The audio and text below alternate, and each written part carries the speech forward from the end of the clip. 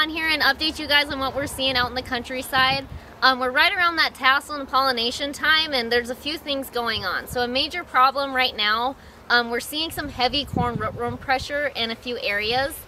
This is due to a few things. So we really didn't have that harsh and cold of a winter to freeze out that larvae overwintering in the soil. And then leading into spring, normally we get some rains and some moisture that would drown out some larvae as well. And as we know, we didn't really get that moisture either. So going into it, we didn't have any environmental factors to kill off any of that population. So we were already behind the 8 ball managing these insects. Areas that we've been seeing the heaviest pressure of corn rootworm are acres that are continuous corn. It's really a good management decision to throw a soybean rotation in between corn years because larvae only feed on corn roots. So with that soybean rotation thrown in there, the larvae don't have anything to feed on and are killed off that year. Using a SmartStax or a Qrome is a great option to defend against corn rootworm as they have below ground protection traits. Double Pro or AM do not have those below ground protection traits. So if you are choosing to use a Double Pro or AM version, use those a year after soybeans and include an insecticide application along when you're throwing your fungicide on.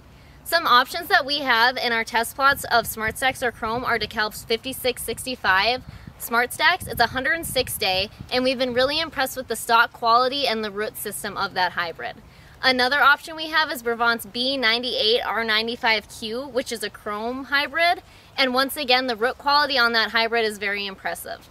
Having that good stalk system and root quality on top of good insect protection is going to keep your plant standing even if a wind event comes through.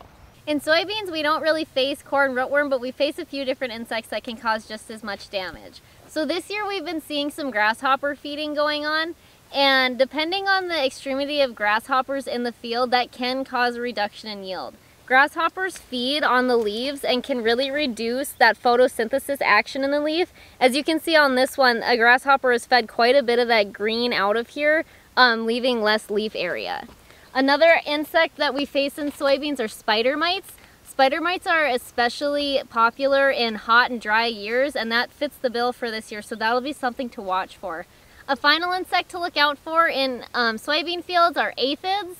Aphids feed kind of the same way as spider mites by using their sucking mouth parts to extract out of the leaf.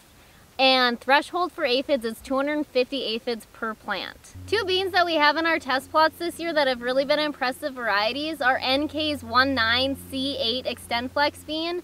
This bean has really shown great row closure and is a strong bean to help with that weed control. This year we've had a little bit of problems with weed control due to lack of moisture and excessive heat. Our herbicide programs have had a hard time working as they should, and if you get a bean that has really nice row closure, it really helps on that process. Another bean that is a great consideration for next year is Brevant's 1-3 Enlist E3 bean. This bean has shown really good emergence and stand, and once again has had really consistent row closure as well. For any questions on insect management or agronomy questions in general, please feel free to contact me or your agronomy account manager at New Way Agronomy.